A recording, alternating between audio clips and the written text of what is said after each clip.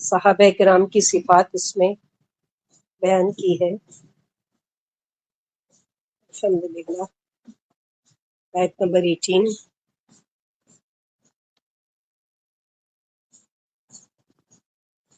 اعوذ باللہ من الشیطان الرجیم، بسم اللہ الرحمن الرحیم۔ اللہم الہمنی رشدی وعظم من شر نفسی، اللہم انفعنی بما علمتنی وعلمنی ما ينفعنی وزدنی علما۔ بلا شبہ راضی ہو گئے اللہ ان لوگوں سے جو ایمان لائے، اور اس بیعت کا ذکر ہے جو حدیبیہ کے موقع پر صحابہ کرام سے لی گئی تھی۔ اس بیعت کو بیعت رضوان کہا جاتا ہے۔ کیوں بیعت رضوان کہا جاتا ہے؟ کیونکہ آپ پر راضی ہو گئے نا رضوان۔ ہاں، کیونکہ اللہ تعالیٰ نے اس آیت میں خوشخبری سنائی ہے کہ اللہ ان لوگوں سے راضی ہو گئے جنہوں نے اس خطرناک موقع پر کیا کیا، اس نازک موقع پر جان کی بازی لگانے میں ذرہ برابر بھی تعامل نہیں کیا اور بغیر اسلحہ کے لڑنے کے لیے تیار ہو گئے۔ اور تعداد کتنی تھی؟ صرف 1400 کی تعداد۔ کوئی جنگی لباس ان کے پاس نہیں، کوئی ہتھیار نہیں، بلکہ احرام کی چادریں باندھے ہوئے اپنے گھر سے 250 میل دور اور دشمن کے گڑھ میں جہاں سے وہ ہر قسم کی مدد لا سکتا تھا، صرف مکہ سے 13 میل کے فاصلے پر تھے۔ اگر ان لوگوں کے اندر کچھ بھی کمزوری ہوتی، کچھ بھی خلوص میں کمی ہوتی، تو وہ نبی صلی اللہ علیہ وسلم کا ساتھ چھوڑ کر چلے جاتے اور ہمیشہ کے لیے اسلام کو نقصان پہنچ جاتا، لیکن انہوں نے ہر قسم کا خطرہ مول لے کر ہر قسم کا ساتھ دینے کا عہد کیا۔ اس عہد کا نام بیعت ہے، جو آپ صلی اللہ علیہ وسلم سے بیعت کر رہے تھے درخت کے نیچے۔ تو یہ اللہ سبحانہ و تعالیٰ کا بہت بڑی وہ ہے خوشخبری، دنیا میں رہتے ہوئے کسی کو یہ خبر دے دے اللہ کہ میں تم سے راضی ہوں۔ یعنی بیت رضوان والوں سے حق تعالیٰ شانو راضی ہے۔ یہ گزر چکا ہے کہ وہ 13 یا 1400 سے تھے، اور یہ بھی کہ وہ درخت ببول کا تھا جو حدیبیہ ایک جگہ ہے اس کے قریب تھا، جیسے حدیبیہ کہا جاتا ہے کہ وہ کنواں بھی تھا۔ عبد الرحمن کہتے ہیں کہ میں حج کے لیے جا رہا تھا، راہ میں ایک قوم کے پاس سے گزرا جو نماز پڑھ رہی تھی۔ پوچھا یہ کون سی مسجد ہے؟ بولی یہ درخت ہے جہاں رسول اللہ صلی اللہ علیہ وسلم نے بیت رضوان کا معاملہ فرمایا تھا۔ پھر میں نے سعید بن مصعب کو اس بات کی خبر دی۔ سعید رضی اللہ تعالیٰ عنہ نے کہا کہ میرے والد نے مجھ سے بیان کیا کہ وہ بھی اس بیعت میں شامل تھے۔ انہوں نے فرمایا کہ جب ہم آئندہ سال حج کے لیے روانہ ہوئے تو ہم اس درخت کو بھول گئے اور اسے ڈھونڈنے کے باوجود بھی نہیں پا سکے۔ سعید رضی اللہ عنہ نے کہا کہ صحابہ کرام تو اس درخت کو جانتے نہ تھے، لیکن تمہیں وہ درخت کیسے معلوم ہو گیا؟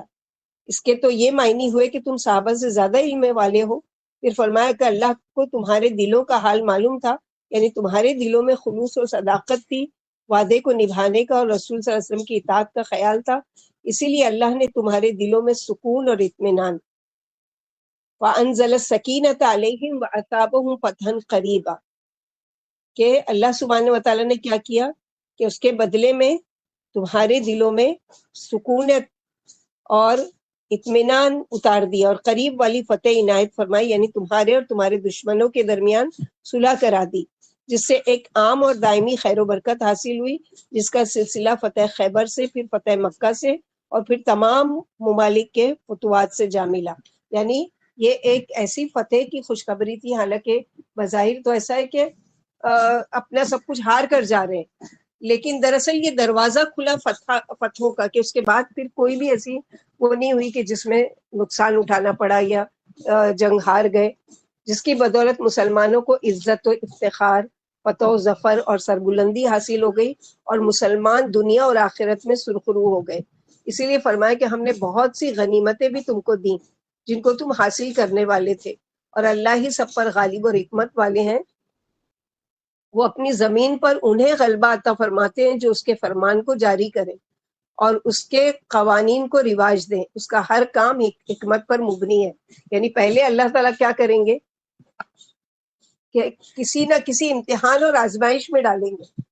جب تم اس آزمائش اور امتحان میں پورے اترو گے تو پھر کیا، اس کے بدلے میں پھر بہت ساری خیر، یعنی بہت ساری یہ غنیمتیں، اور یہ تو اللہ سبحانہ و تعالیٰ نے وعدہ کیا ہے۔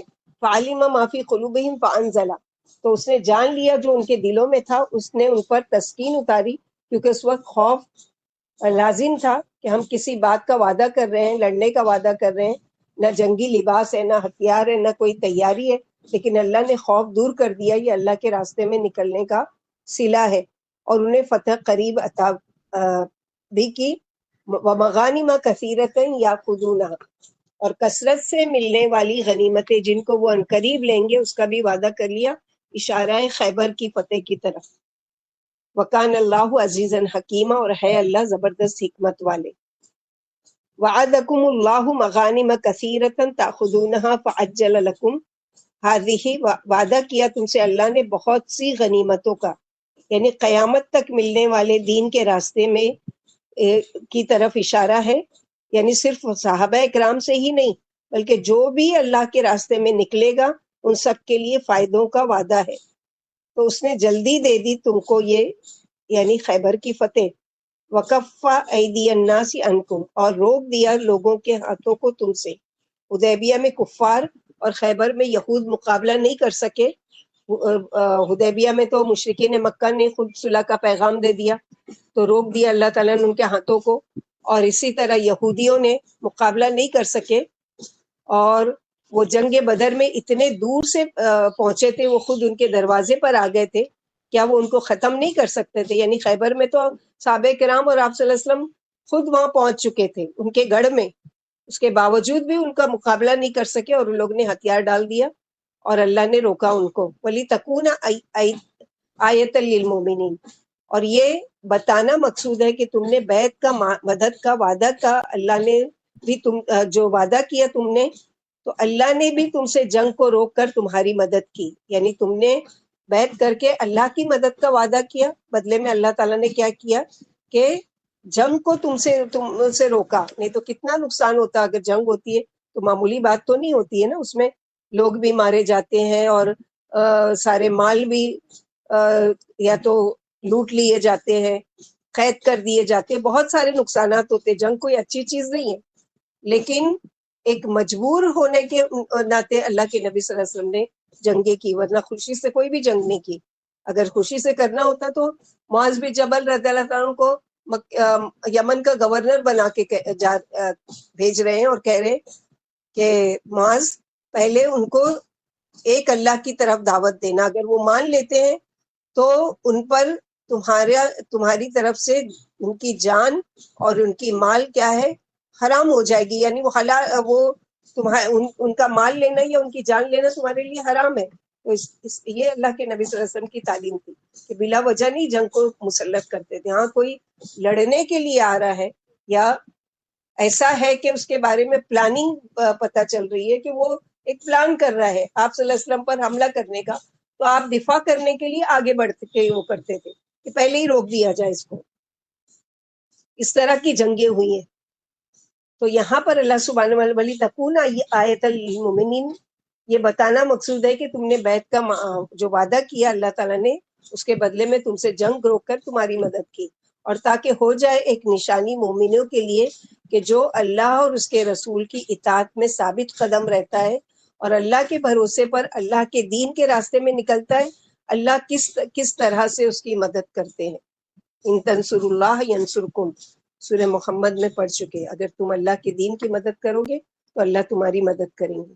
وَيَهْدِيَكُمْ صِرَاطًا مُسْتَقِيمًا، اور اللہ سیدھے راستے کی طرف تمہاری رہنمائی کرتے ہیں، ہدایت میں استقامت، تاکہ لوگ اس واقعے کا تذکرہ پڑھ کر اندازہ کر لے کہ مسلمان کو مدد ہر حال میں ملتی ہے، اگر وہ سچا ہے چاہے وہ کتنا بھی کمزور اور طاقت میں کم ہو۔ جیسے کہ اقبال نے شعر کہا ہے، کافر ہے تو کرتا ہے شمشیر پر بھروسہ، کافر ہے تو کرتا ہے شمشیر پر بھروسہ، یعنی تلوار پر، اپنے ہتھیار پر بھروسہ کرتا ہے۔ مومن ہے تو بے تیغ بھی لڑتا ہے سپاہی، یعنی بغیر ہتھیار کے بھی لڑتا ہے سپاہی، یعنی اس کو اللہ کی ذات پر، جیسے کہ شاید جنگ احد کے ہی بارے میں کہ ایک صحابی آتے ہیں، یا رسول اللہ صلی اللہ علیہ وسلم میرے پاس کوئی ہتھیار نہیں ہے، آپ صلی اللہ علیہ وسلم کیا کرتے، درخت کی ٹہنی توڑ کر کہتے ہیں لو اور سے لڑو، تو وہ کہتے واللہ میں نے جب اس ٹہنی کے ذریعے سے، کیونکہ یقین تھا نا، ایمان تھا کہ یہ اللہ کے رسول نے دیا ہے، اس میں اتنی طاقت ہو سکتی ہے جتنی ایک تلوار میں، تو وہ کہتے ہیں کہ جب میں اس کو کسی دشمن پر مارتا تھا تو اس کو ایسی ضرب لگتی تھی جیسے تلوار سے. تو یہ ان کے ایمان کی وجہ سے اللہ سبحانہ وتعالیٰ نے یہ کیا نا. بہت سی غنیمتوں سے اب تک غنیمتیں مراد ہے، جن میں سے صلح حدیبیہ کے بعد خیبر کی غنیمت بہت جلد مل گئی، یا جلدی والی غنیمت سے صلح حدیبیہ مراد ہے. لوگوں کے ہاتھ تم سے روک دیے، یعنی تمہارے دشمنوں نے تم سے جنگ کی جو تجویز سوچی تھی اس سے وہ تم کو ذرا بھی نقصان نہ پہنچا سکے، اور اللہ نے ان کے ہاتھ تم سے روک دیے. اس طرح مکہ میں جو یعنی آگے جو ہے کہ وَلِتَكُونَ آیَةً لِلْمُؤْمِنِينَ وَيَهْدِيَكُمْ صِرَاطًا مُسْتَقِيمًا وَأُخْرَىٰ لَمْ تَقْدِرُوا عَلَيْهَا قَدْ أَحَاطَ اللَّهُ بِهَا وَكَانَ اللَّهُ عَلَىٰ كُلِّ شَيْءٍ قدیر. اور دوسری غنیمتیں جن پر تم ابھی قادر نہیں ہوئے، قد احاط اللہ بہا، بلا شبہ اللہ نے گھیر رکھا ہے اس کو، اللہ کے علم میں ہے، وہ رکھی ہوئی ہے تمہارے لیے. یہ یعنی کچھ اور کامیابیاں جن کا ابھی تمہیں علم نہیں ہے. اور مگر اللہ کو سب پتا ہے کہ اسلام کی حکومت تیزی سے پھیلنے والی ہے. پورا عرب علاقہ اور یہ مکہ فتح ہونے والا ہے. حدیبیہ کے وقت تو یہ سوچ بھی نہیں سکتے تھے کہ 2 سال بعد یہ سب ہمارا ہو جائے گا. یعنی حدیبیہ کے وقت تو دب کر اور جھک کر ان سے معاہدہ کر رہے ہیں نا. اب سوچ بھی نہیں سکتے تھے کہ سن 6 ہجری میں حدیبیہ ہوئی اور سن 10 ہجری میں مکہ فتح ہو گیا، 4 سال میں. تو یہ کیا چیز تھی کہ یعنی سوچ بھی نہیں سکتے. اس کا وعدہ اللہ تعالیٰ یہاں پر کر رہے ہیں کہ اور دوسری چیز کا تو تم سوچ بھی نہیں سکتے، لیکن اللہ کو پتا ہے کہ وہ کیا ہے، اور اللہ جانتے تھے فیوچر کے وہ پلان کو جو تم نہیں جانتے.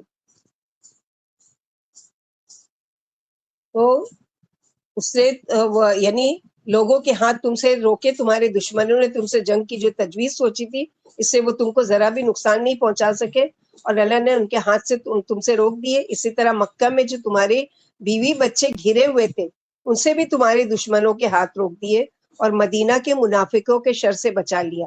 صلح حدیبیہ کو ایمان والوں کے لیے نمونہ بنایا گیا تاکہ وہ اس سے عبرت حاصل کرے کہ اللہ ان کا محافظ و نگران ہے، اور تمام دشمنوں پر ان کی مدد کرنے والے ہیں. اگرچہ مومنوں کی تعداد کم ہو، مسلمان کثرت تعداد سے مرعوب نہ ہو، اور اللہ کے اس احسان عظیم سے انہیں یہ بھی یقین ہو جائے کہ اللہ ہر کام کے انجام سے بخوبی واقف ہے.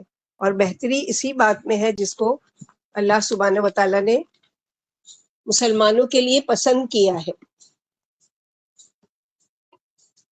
اگرچہ وہ بظاہر انہیں ناگواز گزرتی ہے، جیسے سورہ بقرہ میں پڑھ چکے نا، آسان تکرہوا شیئا وہو خیر لکم وآسان تحبوا شیئا وہو شر لکم، کہ کوئی بات بظاہر تم کو بری لگ رہی ہے حالانکہ وہ تمہارے لیے بہتر ہو. صلح حدیبیہ میں یہی ہوا نا کہ بعض صحابہ کرام بہت فکر مند ہو گئے کہ یہ کیسی جب جیسے کہ عمر بن خطاب 3 مرتبہ کہ یا رسول اللہ کیا ہم حق پر نہیں ہیں، کیا آپ اللہ کے سچے رسول نہیں ہیں، کیا اللہ ہماری مدد نہیں کریں گے، پھر ہم کیوں دب کر معاہدہ کر رہے ہیں. تو وہ بظاہر برا لگ رہا تھا نا، لیکن آگے کی فیوچر میں کیا اس کے بدلے میں وہ جو انعامات ملنے والے تھے، جو فتح ملنے والی تھی، کوئی بھی نہیں سوچ سکتا تھا. پھر فرمایا اس لیے بھی کہ وہ تمہیں سیدھی راہ پر چلائے، یعنی اطاعت اور رسول کی تابع داری کی وجہ سے تم سیدھے راستے پر رہو گے، صراط مستقیم.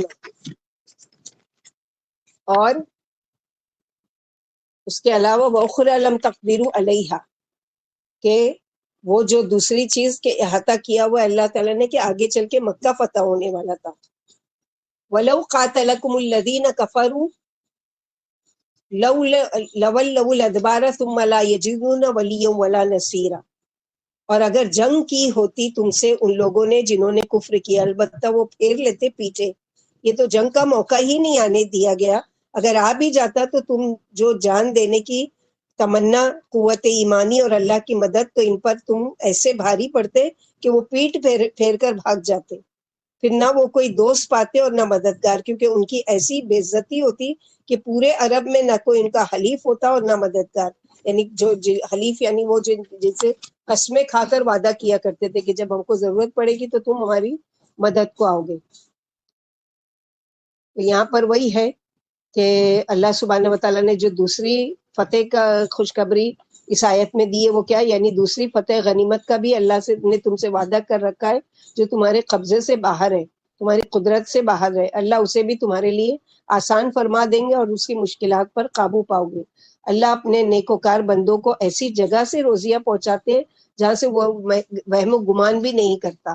اس غنیمت سے مراد فتح خیبر یا فتح مکہ یا فتح روم و فارس یا قیامت تک کی تمام فتوحات مراد ہے، یا وہ فتوحات مراد ہیں جو اب تک مسلمانوں کو حاصل ہوئی۔ یعنی اس وقت تو نہیں سوچ سکتے تھے، لیکن جتنی بھی فتوحات ہوئی، اور سب سے زیادہ فتوحات کون سے صحابی کے زمانے میں ہوئی؟ حضرت عمر فاروق رضی اللہ حضرت تعالیٰ عمر رضی اللہ تعالیٰ عمر رضی اللہ تعالیٰ عنہ کے زمانے میں روم، فارس، قیصر و کسریٰ اور یہ ساری بڑی بڑی جو سپر پاورز تھے سب مغلوب ہو گئے، یعنی سب کی سب کیا کیے کہ سب کے اوپر قبضہ ہو گیا اور سب پر اسلامی حکومت قائم ہو گئی۔ سنت السلام اللہ علیکم باجی۔ التی، وعلیکم السلام ورحمۃ اللہ۔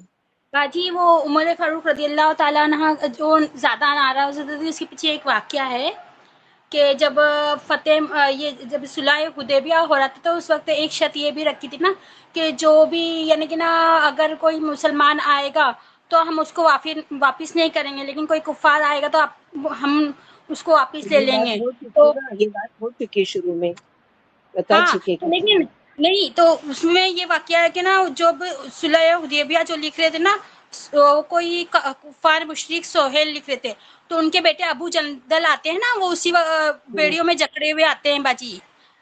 پڑھ چکے ابو جندل، صحابہ کرام کا جب ہم نے پورا ڈیٹیل پڑھے تھے نا، اس میں ابو جندل کا پورا واقعہ پڑھ چکے تھے ہاں کہ ان کے لیکن اس وقت والد ہیں ان کے یاد بغیر۔ نہیں آ رہا ہے نا وہ اس کے لیے۔ اوکے، بارک اللہ فیکی۔ جی سنت اللہ التی قد خلت من قبلی، اللہ کا طریقہ ہے جو اس سے پہلے گزر چکا کہ کتنی ہی بار تھوڑی سی جماعت نے بھاری جماعت پر غلبہ پایا اللہ کے اذن سے۔ یعنی مدد کس کی آتی ہے؟ مدد کس کی طرف سے آتی ہے؟ اللہ سبحانہ و تعالیٰ کی طرف سے۔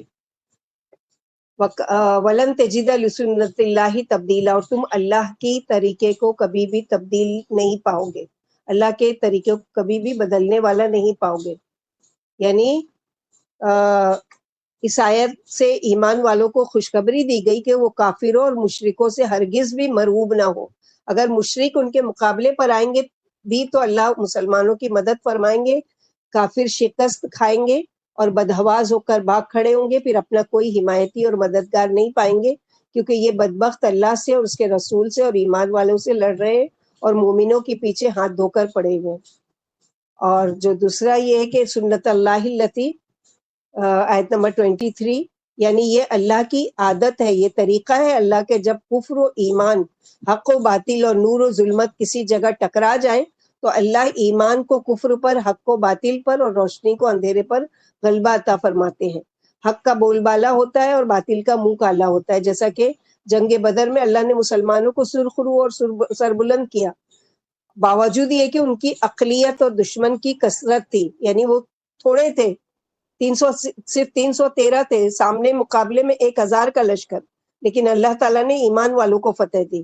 بے سر و سامان مٹھی بھر مسلمانوں نے ساز و سامان والے ٹڈی دل مشرکوں کے دانت کھٹے کر دیے اور ناکو چنے چبا دیے۔ تو یہ اللہ تعالیٰ کی اذن سے ہوتا ہے کہ اگر تم وہ کرو گے تو پہلے بھی تو گزر چکا ہے نا کہ جب بدر میں تمہاری مدد کی گئی، اور تم ہرگز بھی نہیں پاؤ گے اللہ کے طریقے کو تبدیل ہونے والا۔ یعنی اللہ تعالیٰ نے اگر تم سے وعدہ کیا ہے تو یقیناً تم اس کے وعدے کو تم پورا پاؤ گے۔ وَهُوَ الَّذِي كَفَّ أَيْدِيَهُمْ عَنْكُمْ وَأَيْدِيَكُمْ عَنْهُمْ بِبَطْنِ مَكَّةَ مِنْ بَعْدِ أَظْفَرَكُمْ عَلَيْهِمْ وَكَانَ اللَّهُ بِمَا تَعْمَلُونَ بَصِيرًا۔ وہ اللہ وہ ذات ہے جس نے روک دیا ان کے ہاتھ تم سے اور تمہارے ہاتھ ان سے، بِبَطْنِ مکہ، مکہ کی وادی میں، حالانکہ وہ ان پر تمہیں غلبہ عطا کر چکے تھے، اور ہے اللہ جو کچھ تم کر رہے ہو دیکھ رہے ہیں۔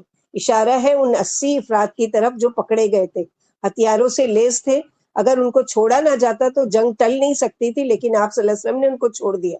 یعنی اس کی اور ہسٹری اگر آپ سیرت میں پڑھو گے کہ کچھ 80 لوگ تھے جن کو قید کر دیا گیا تھا بدلے میں، لیکن جب وہ معاہدہ ہوا اس کے مطابق یہ ان کو چھوڑ دیا گیا تھا، اس میں سے ابھی یہ ایگریمنٹ لکھا جا رہا تھا، اور سہیل بن عمرو جو ہے وہ مشرکین کی طرف سے وہ لکھوا رہے تھے، اور انہی کا بیٹا جو تھا وہ جندل، ابو جندل جو ہے، وہ قید کی کڑیاں زنجیریں پہنے ہوئے حاضر ہوتے ہیں اور کہتے ہیں یا رسول اللہ صلی اللہ علیہ وسلم میری مدد کیجیے، یعنی مجھے ان کی قید سے چھڑائیے.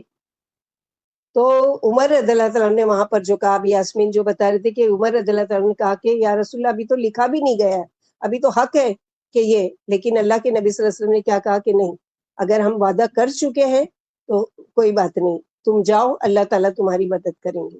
تو پھر طویل واقعہ آتا ہے کہ وہ وہاں پلٹ کر نہیں جاتے ہیں، کسی وادی میں رک جاتے ہیں، اور اس کے بعد پھر وہ کیا کرتے ہیں، پلیز بند کرو مائک اپنا.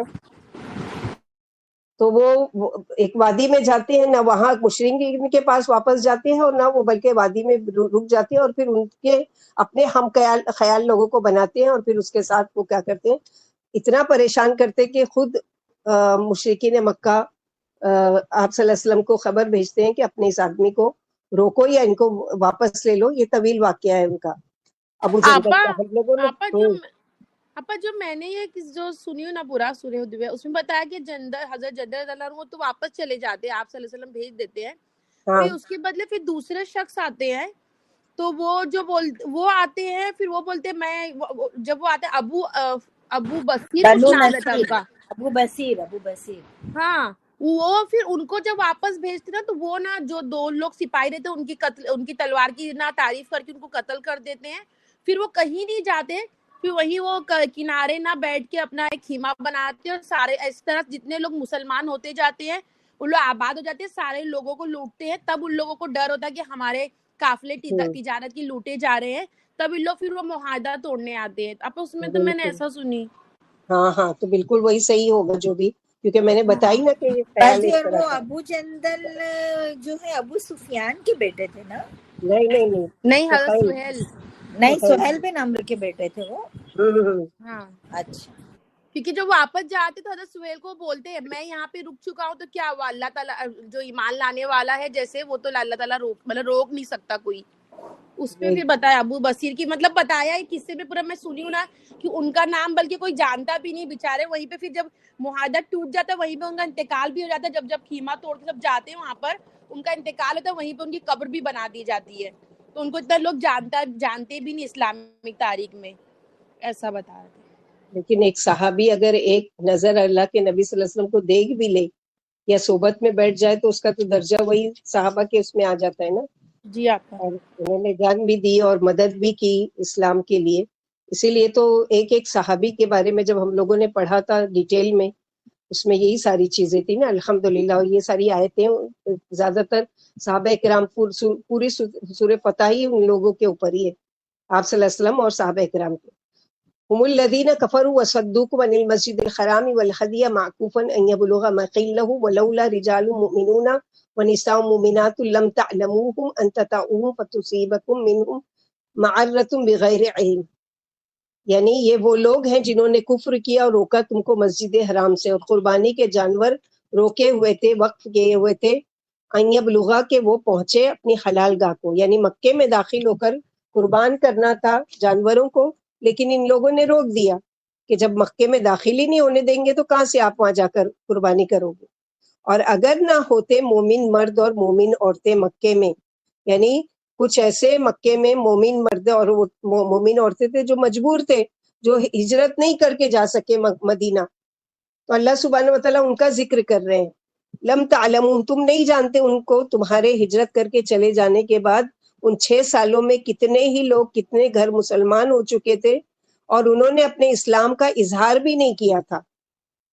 اسی لیے آپ صلی اللہ علیہ وسلم کو پتہ بھی نہیں چلا. تم اگر جاتے تو ان کو کافر ہی سمجھتے، اور اس کی وجہ سے تم کیا کرتے کہ اگر جنگ ہوتی تو وہ غریب مسلمان بھی مارے جاتے جن کا اسلام ابھی ظاہر نہیں ہوا تھا لا علمی میں. یعنی آپ کو تو پتہ ہی نہیں تھا کہ وہاں کچھ مسلمان بھی ہیں، مرد اور عورتیں، کیونکہ ان لوگوں نے مشرکین مکہ کے ڈر سے کیا کیا تھا، اپنے ایمان کو چھپائے ہوئے تھے. تو اللہ سبحانہ وتعالیٰ یہاں پر اسی کا ذکر ہے، فَتُصِيبُكُم مِّنْهُم مَعَرَّةٌ بِغَيْرِ علم، تو پہنچتی ان کو تم سے نقصان بغیر علم کے. اور پھر کفار تم کو تانا دیتے کہ یہ کیسے مسلمان ہے کہ اپنوں کو ہی مار رہے ہیں، جبکہ اللہ کے نبی صلی اللہ علیہ وسلم کو بالکل علم نہیں تھا کہ یہ لوگ یعنی مسلمان ہو چکے ہیں. اللہ سبحانہ وتعالیٰ یہاں پر اسی کا ذکر کر رہے ہیں، یعنی مسلمانوں میرا یہ احسان نہ بھولو کہ میں نے مشرکوں کے ہاتھ تم تک پہنچنے نہیں دیے اور ان سے کوئی ایذا نہیں تمہیں ہونے دی،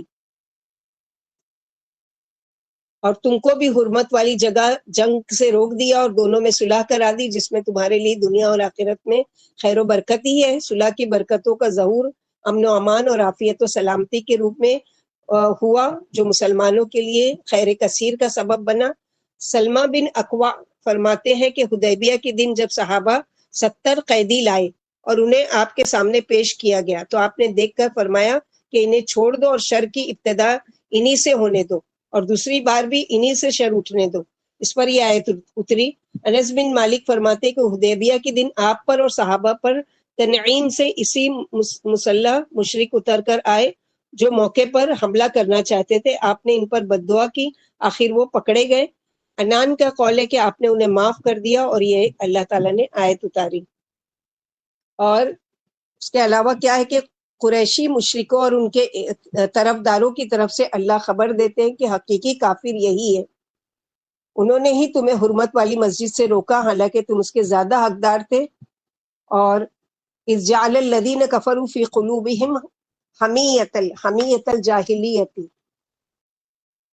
تو یہاں پر جو ہے آیت نمبر 25 میں کہ حالانکہ تم اس کے زیادہ حقدار تھے، حقیقت میں تمہیں اس کے اہل ہو، اور انہوں نے ہی تمہارے قربانی کے جانور موقع پر پہنچنے نہیں دیے اور انہیں روک لیا. یہ ان کی بغاوت و سرکشی کا نتیجہ تھا. قربانی کے 70 اونٹ تھے جیسے کہ آگے آئے گا انشاءاللہ. پھر فرمایا کہ اگر مکے میں مومن مرد و عورت نہ ہوتے، یعنی اس وقت جنگ کی تمہیں اس مصلحت سے بھی اجازت نہیں دی گئی کہ مکے میں تمہارے بھائی مسلمان کافروں میں گرے ہوئے ہیں اور اپنے ایمان سینوں میں چھپائے ہوئے ہیں اور اپنی جانوں کے اندیشے سے اس کو ظاہر نہیں کرتے. اگر ایسا نہ ہوتا تو ہم تم کو ان پر مسلط کر دیتے، تم انہیں قتل کرتے اور ان کا نام و نشان تک مٹا دیتے. لیکن ان میں مومن بھی ملے جلے ہیں جن کی تم کو قتل کرتے وقت خبر بھی نہیں ہوتی. یعنی اگر تم کو جنگ کی اجازت دے دی جاتی تو تم لا علمی میں ان بیچارے مسلمانوں کو بھی شہید کر ڈالتے اور دیت و گناہ تمہارے سر پر آتا. اس لیے ان کافروں کی سزا کو ابھی موقوف رکھو. اسی لیے اللہ نے فرمایا کہ تم ان سے بے خبر ہو، یعنی جیسے اس میں بتایا کہ تم نے نہیں جانا ان مردوں اور عورتوں کو، تم انہیں بھی پیس دو گے، پھر تم پر ان کا گناہ اور تاوان پڑ جائے گا. لہٰذا کافروں کی سزا کو پیچھے ہٹا دیا گیا تاکہ کافروں سے مسلمان نجات پالے اور جس کی قسمت میں ایمان لانا ہو وہ ایمان لے آئے. پھر فرمایا اگر وہ ہٹ جاتے یا ان کی اور کافروں کی پہچان ہوتی تو ہم کافروں کی یعنی دردناک عذاب میں مبتلا کر دیتے، یعنی تم کو ان پر مسلط کر دیتے اور تم ان میں سے ایک ایک کو موت کے گھاٹ اتار دیتے اور قتل عام کر دیتے. جنید بن سمیع رحمت اللہ علیہ کہتے ہیں رضی اللہ تعالیٰ کہتے ہیں کہ میں صبح کو کافروں کے ساتھ لڑ رہا تھا اور شام کو کافروں سے لڑ رہا تھا، یعنی مسلمان ہو کر کافروں سے لڑ رہا تھا. اور ہمارے ہی بارے میں یہ آیت اتری ولولا رجال اتری، ہم 9 شخص تھے، 7 مرد اور 2 عورتیں، اور ہمارے بارے میں یہ آیت اتری. اور یہ جو ہے کہ اذ جعل الذین کفروا فی قلوبہم حمیۃ الجاہلیۃ فانزل اللہ سکینتہ علی رسولہ علی المؤمنین والزمہم کلمۃ التقوی. جی کیا نام تھا ان کا؟ جنید بن ان کا نام تھا جنید بن سمیع. جنید بن سبیع، سبا سے سبیع، سابا یا عین سبیع رحمت اللہ علیہ، سوری رضی اللہ عنہ. یعنی صبح کے وقت کافر تھے اور شام کے وقت وہ کیا ہوئے؟ مسلمان ہوئے. اور اس طرح سے ان میں تھے اور بھی بہت سے لوگ تھے کہ جو بظاہر تو اندرین طور پر مسلمان ہو گئے تھے لیکن اپنے اسلام کو کیا کیا تھا؟ ان لوگوں نے چھپا رکھا تھا. اذ جعل الذین کفروا فی قلوبہم الحمیۃ، جب ان کافروں نے اپنے دلوں میں جاہلانہ حمیت دکھائی، اپنے نام کی خاطر جان بوجھ کر ایک غلط کام کرنا، انا کا مسئلہ بنا کر ایک غلط کام پر اڑ جانا. ان کا کیا انا کا مسئلہ تھا کہ ہم کسی صورت بھی نبی صلی اللہ علیہ وسلم ان کے ساتھیوں کو مکہ میں داخل نہیں ہونے دیں گے. ایک تکبر کا ان کی سوچ تھی.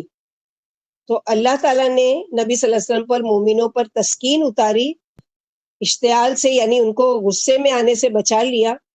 وَأَلْزَمَهُمْ كَلِمَةُ التَّقْوَىٰ، اور مومنوں کو تقوی کی بات کا پابند رکھا، ہر موقع پر صبر کے ساتھ پر ہر بے عزتی برداشت کرتے چلے گئے، اور وہی اس کے زیادہ حقدار تھے. صبر اور وقار جس کا انہوں نے مظاہرہ کیا، یہ مومنوں ہی کی شان ہو سکتی ہے، اور ہے اللہ ہر چیز کا خوب جاننے والے. یعنی جاہلیت کی حمایت یہ تھی کہ سہیل نے، جو بعد میں مسلمان نے، سہیل نے صلح نامے پر بسم اللہ الرحمن الرحیم لکھنا گوارا نہیں کیا، اور رسول اللہ صلی اللہ علیہ وسلم کے لفظ کو بھی پسند نہیں کیا. اس پر گو مسلمان مشتعل ہوئے، مگر اللہ نے ان کے دلوں میں صبر تحمل پیدا کر دیا اور انہیں تقوی والے کلمے پر جمائے رکھا. تقوی والا کلمہ کیا ہے؟ لا الہ الا اللہ پر. ابی بن کعب کہتے ہیں کہ اللہ کے رسول صلی اللہ علیہ وسلم نے یہی تقسیم فرمائی. انس رضی اللہ تعالیٰ عنہ کہتے ہیں قریش نے نبی صلی اللہ علیہ وسلم سے صلح کی. ان کی طرف سے سہیل بن عمرو تھا جو ابو جندل کے والد تھے. آپ نے علی رضی اللہ تعالیٰ عنہ سے فرمایا بسم اللہ الرحمن الرحیم لکھو. آپ صلی اللہ علیہ وسلم نے کیا کہا کہ اس معاہدے کا جو لیٹر بن رہا ہے اس میں شروعات کیا کرو؟ بسم اللہ الرحمن الرحیم. سہیل جو اس وقت مسلمان نہیں ہوئے تھے، سہیل بن عمرو، انہوں نے کہا ہم بسم اللہ کو نہیں جانتے، بسمک اللہم لکھو.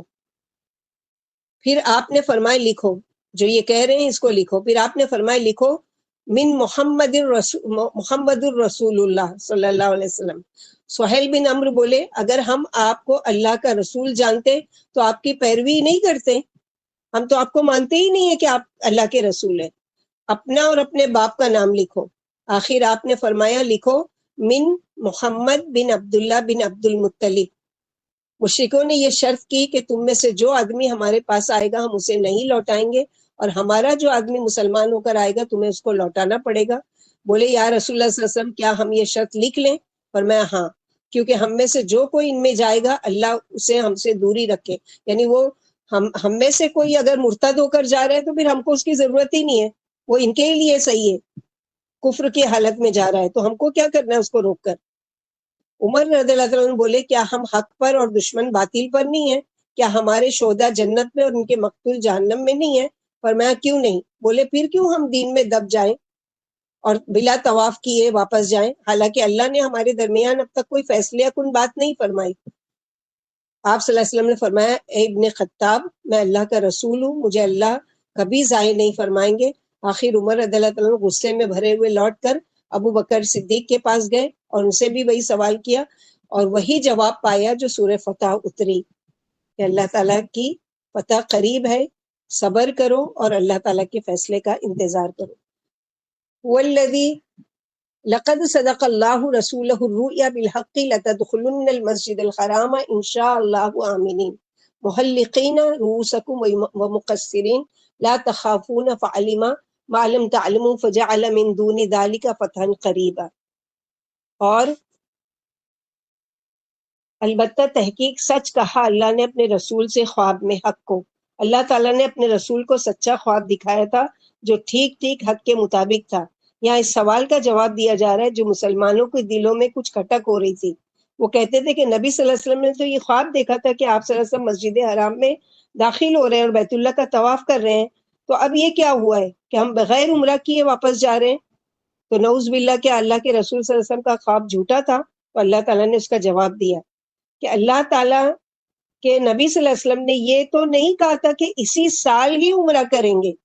آپ نے تو اپنے خواب کا ذکر کیا کہ میں نے خواب میں دیکھا کہ میں عمرہ کر رہا ہوں، طواف کر رہا ہوں بیت اللہ کا، لیکن یہ تو نہیں کہا تھا کہ اسی سال کر رہا ہوں. آپ صلی اللہ علیہ وسلم کا خواب سچا تھا، حق کے مطابق تھا، اور یہ خواب حق کے مطابق تھا انشاء اللہ کہہ کر، یعنی کہ تم مسجد حرام میں ضرور داخل ہوگے امن کے ساتھ، اپنے سر منڈواؤ گے اور بال ترشواؤ گے، جیسے کہ مردوں کے لیے بال منڈوانا عورتوں کے لیے کم کروانا ہے، یا پھر ایک دعا 3 ثواب کی اجر کی دعا دی اللہ کے نبی صلی اللہ علیہ وسلم نے حلق کرنے والوں کے لیے، اور ایک ثواب کا وہ دیا قصر کرنے والوں کے لیے. لا تخافونا، نہ تم ڈرو گے، نہ تمہیں کوئی خوف ہوگا، یعنی بالکل امن و امان کے ساتھ. تم مکے میں داخل ہوگے اور تمہارا اللہ کے نبی صلی اللہ علیہ وسلم کا جو خواب ہے وہ سچا بھی ہوگا. فعلم ما لم تعلموا فجعل من دون ذلك فتن قریبا. بس وہ جانتے تھے اللہ تعالیٰ جو تم نہیں جانتے تھے، اس لیے وہ خواب پورا ہونے سے پہلے تم کو وہ قریبی فتح عطا کر دی. یعنی عمرے کا پروگرام کا ٹلنا عظیم مصلحت کی وجہ سے، وہ مصلحت تم نہیں جانتے تھے، اللہ جانتے تھے. اگر مسلمان زبردستی وہاں داخل ہونے کی کوشش کرتے تو جنگ ہونے کا اندیشہ تھا اور مکے کے مسلمانوں کو نقصان کا اندیشہ. پھر ذی القعدہ 7 ہجری میں عمرہ القضا پورا ہوا، جو وہ عمرہ نہ کر سکے تھے اس کی قضا کی ان لوگوں نے. یعنی 6 ہجری میں صلح حدیبیہ ہوئی اور سن 7 ہجری میں جا کر دوبارہ 1 سال کے بعد عمرے کی قضا ادا کی گئی. نبی صلی اللہ علیہ وسلم نے خواب دیکھا تھا کہ آپ مکہ میں تشریف لے گئے اور بیت اللہ کا طواف کر رہے ہیں. آپ نے اس خواب کی صحابہ کو مدینے میں اطلاع دے دی. جب صحابہ آپ کے ساتھ حدیبیہ کے سال عمرے کے لیے روانہ ہوئے تو ایک جماعت کو یقین تھا کہ یہ خواب اسی سال پورا ہوگا.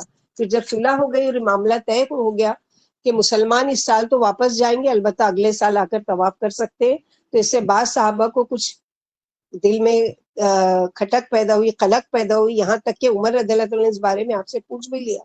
عمر رضی اللہ عنہ جہاں اور سوال کیے وہاں یہ بھی پوچھا کیا آپ نے ہمیں یہ خبر نہیں دی کہ ہم مکہ میں داخل ہو کر بیت اللہ کا طواف کرنے والے ہیں؟ آپ صلی اللہ علیہ وسلم نے فرمایا ہاں. کیا میں نے یہ بھی کہا تھا کہ اسی سال طواف کرو گے؟ بولے نہیں. فرمایا پس تو تم مکہ میں جا کر طواف کرنے والے ہو. بعین ہی یہی جواب ابو بکر رضی اللہ تعالیٰ نے دیا. لا تخافون یعنی بے خوف ہو کر مکے میں داخل ہو گئے. رسول اللہ صلی اللہ علیہ وسلم نے سن 7 ہجری میں ذی قعدہ میں عمرہ قضا فرمایا اور مسلمان امن و امان سے مکے میں داخل ہوئے. پھر بے خوف ہو کر وہاں 3 دن ٹھہرے. ذی القعدہ 6 ہجری میں آپ حدیبیہ سے لوٹے اور مدینے میں ذی الحجہ اور محرم ٹھہرے رہے. پھر سفر 7 ہجری میں خیبر فتح ہوا. خیبر کا بعض علاقہ تلوار سے فتح کیا اور بعض علاقہ بطور صلح کے قبضے میں آیا. خیبر ایک بہت بڑا علاقہ ہے جہاں کثرت سے کھجوروں کے باغ اور ہرے بھرے کھیت ہیں اور یہ یہودیوں کی بستی تھی. آپ نے باغ و زراعت کو آدھے آدھے پر یہودیوں کے پاس ہی رہنے دیا اور مال غنیمت کو صرف حدیبیہ والے مسلمانوں ہی پر تقسیم فرمایا. پھر فرمایا کہ وہ اللہ کو وہ باتیں معلوم ہے جن کا تمہیں علم نہیں، اور مکے میں داخل ہونے سے پہلے اس نے تمہیں ایک قریب والی فتح نصیب فرمائی.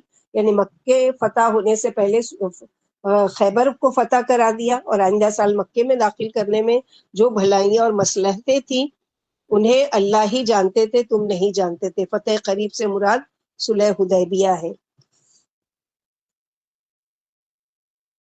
پھر اس کے بعد اللہ تعالیٰ فرماتے هو الذی ارسل رسولہ بالہدی ودین الحق لیظہرہ علی الدین کلہ وکفی باللہ شہیدا.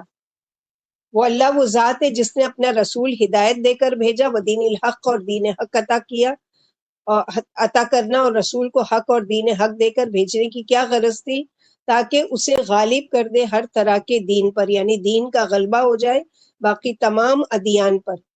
وکفی باللہ شہیدہ، اور اس حقیقت پر اللہ کی گواہی کافی ہے کہ ایسا ہوگا. تم صرف عمرہ نہ کرنے پر پریشان ہو، آگے دیکھو کہ تم کو کیسی کیسی فتوحات ملتی ہیں. تو یہ اللہ سبحانہ وتعالیٰ کا زبردست وعدہ ہے کہ اس آیت میں ایمان والوں کو خوشخبری دی گئی ہے کہ اللہ اپنے رسول کو نہ صرف قریش پر بلکہ تمام لوگوں پر فتح نصیب فرمائیں گے، کیونکہ اس نے آپ کو مفید علم اور نیک عمل کے ساتھ بھیجا ہے. شریعت میں 2 ہی چیزیں ہیں، علم اور عمل. شرعی علم صحیح علم ہے اور شرعی عمل مقبول عمل ہے. یعنی علم کون سا ہونا چاہیے؟ جو شرعی علم ہو، جو شریعت کے مطابق علم حاصل کیا جائے، اور عمل جو شریعت پر عمل کیا جائے اور جو مقبول ہو، یعنی وہ جو اللہ کے ہاں جس کے لیے اللہ تعالیٰ نے قبول کرنے کا وعدہ کیا ہے. شریعت مطہرہ کی خبریں برحق ہے اور ان کے احکام عین عدل ہے. پھر فرمایا تاکہ آپ کے دین کو تمام دینوں پر غلبہ عطا فرمائے، یعنی دنیا بھر کے دینوں پر آپ کا دین غالب رہے، خواہ عربوں کا دین ہو یا اجمیوں کا ہو، اور خواہ مسلمانوں کا دین ہو یا مشرکوں کا. ان سب دینوں میں محمد الرسول اللہ صلی اللہ علیہ وسلم کا دین غالب رہے گا، اور آپ کے رسول ہونے کی خود اللہ گواہی دیتے ہیں. اس کی گواہی اور مدد کافی ہے. اگر آج آپ کو یہ مشرک رسول نہیں مانتے تو کل ان کو ماننا پڑے گا. اور اگلی جو آیت ہے محمد الرسول اللہ، طویل آیت ہے. محمد الرسول اللہ والذین معه اشداء علی الکفار رحماء بینہم تراہم رکعا سجدا یبتغون فضلا من اللہ ورضوانا. اور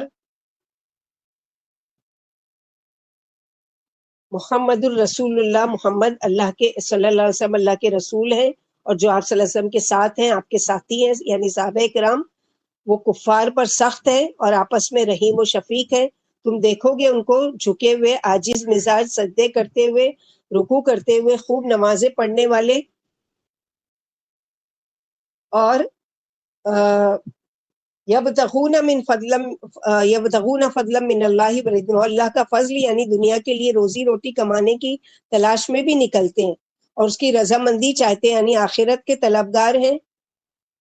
دنیا ضرورت ہے، اسی لیے دنیا کو بھی کبھی پیچھے نہیں چھوڑا انہوں نے، لیکن اصل چیز اللہ کی رضا، خواہ وہ دین کے کام میں ہو، خواہ وہ دنیا کے کام میں ہو، خواہ وہ مسجد میں ہو، خواہ وہ بازار میں ہو، دنیا ان کو اللہ کے ذکر سے غافل نہیں کرتی. کتنا اچھا لگتا ہے کہ لوگ کام میں لگے ہوئے ہیں، اتنے میں اللہ کی پکار کی آواز آئی، مسجد حرمین شریفین سب دکانیں بند کر کے مسجد کی طرف، وہاں ایک تربیت کرنے کے لیے اللہ نے بلایا حج کرنے کے لیے، کہ حج کے وقت میں جا کر دیکھو تو صحیح کہ سب اپنی اپنی دکانیں کھول کر خرید و فروخت کر رہے ہوتے ہیں، لیکن جیسے ہی اذان ہوتی ہے ساری دکانیں چھوڑ کر یا دکانیں بند کر کے سب کے سب دوڑتے ہیں کدھر؟ مسجد کی طرف. سیماہم فی وجوہہم من اثر السجود، ان کی علامات ان کے چہروں سے ظاہر ہو رہی ہوتی ہے، وہ اپنے چہروں سے پہچانے جاتے ہیں. اللہ کا خوف، اللہ کی محبت ان کے چہروں سے ٹپکتی ہے. وہ نشان جو چہرے پر، کالا نشان پیشانی پر پڑ جاتا ہے، یہاں پر اس کی بات نہیں ہو رہی ہے، یہ تو پورا چہرہ عاجزی اور سجدے کی علامت کی یعنی غازی شخص ہیں. ذالک مثلہم فی التوراۃ، ان کی یہ مثال تورات میں لکھی ہوئی ہے اور انجیل میں بھی ان کی مثال ہے. کزرع، ایک کھیتی کی طرح. اصل میں صحابہ کرام کی بات ہو رہی ہے اور یہ لوگ ہمارے لیے بھی ایک نمونہ ہے، ہمیں بھی ان جیسا بننا چاہیے. اخرج شطأہ، ایک کھیتی میں جب دانہ ڈالا تو ایک چھوٹی سی کمپل، شط پودے کا پہلا ظہور، یعنی دانہ بویا گیا اور جو پہلا اظہار ہوا زمین کے اوپر، وہ کیا ہے؟ شطا کہلاتا ہے. ایمان کا بیج جو دل میں آتا ہے تو اس طرح ایک کمپل نکلتی ہے. فآزرہ، پھر اس کو تقویت دی، پھر اور نکلتا ہے، اس کو طاقت ملتی ہے. فاستغلظ، پھر اس کو تنا ملتا ہے جس سے وہ سخت ہو جاتا ہے. فاستویٰ، پھر وہ برابر ہو جاتا ہے اپنی جڑ پر، اپنے تنے پر سیدھی کھڑی ہو گئی. علی سوقی، اپنی پنڈلی پر یعنی اپنے ہاتھ پاؤں پر کھڑے ہو گئے.